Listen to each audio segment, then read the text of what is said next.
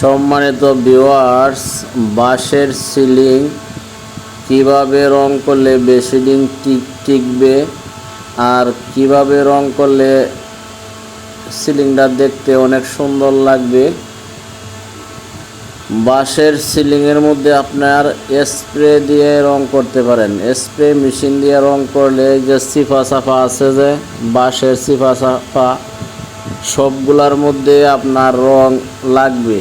আর যদি ব্রাশে রং করেন বা রোলারে রং করেন তাহলে অনেক সময় লাগবে আর সবগুলাতে রং লাগবে না, বুঝছেন।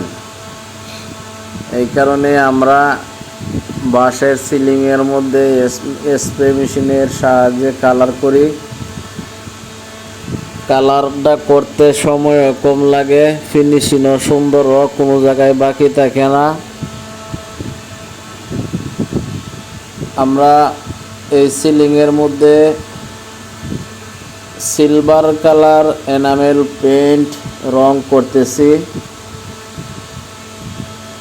সিলিংয়ের মধ্যে, বাঁশের সিলিংয়ের মধ্যে সিলভার কালার রংটাই মানে সুন্দর, ফর্সা থাকে ঘর। তো আমরা সিলভার কালারটাই করতেছি। আগে সিলভার কালার করা ছিল, তো আগেরটা ব্রাশে করা ছিল, ব্রাশের সাহায্যে করা ছিল, তো আগের রংটা তেমন ভালো হয় নাই। তো এখন আমরা মেশিনের সাহায্যে করতেছি। এখন ফিনিশিং খুব সুন্দর হইতেছে, দেখতে খুব ভালো লাগতেছে, বিউটিফুল ফিনিশিং। তো আমি প্রিন্টার রং মিস্ত্রি মোহাম্মদ মঞ্জুরুল ইসলাম। আমি 64 জেলায় কাজ করি। শুধু খালি সিলিংই না, ওয়ালের কাজ করি, দরজা জানালা গ্রিল ফার্নিচারের কাজ করি, বার্নিশের, লেকার ডকুমেন্ট পলিশ, টিনের চাল রং করি, ওয়াল এভরিথিং কাজ করি। আমরা 3D ডিজাইনের কাজ করি।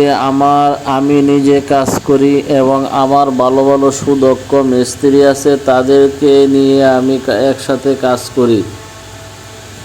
আপনারা যারা করতে চান, রঙের কাজ করাইতে চান, আমার সাথে যোগাযোগ করেন। আমি আপনার ঘরকে রং দিয়ে রঙিন করে ফেলবো, একদম সুন্দর করে ফেলবো। দেখতে পারবেন, অনেক সুন্দর লাগবে, বিউটিফুল। এই সিলিংটা রং করার পরে দেখবেন অনেক সুন্দর হয়ে গেছে সিলিং, খুবই বিউটিফুল হয়ে গেছে, খুবই সুন্দর হয়ে গেছে।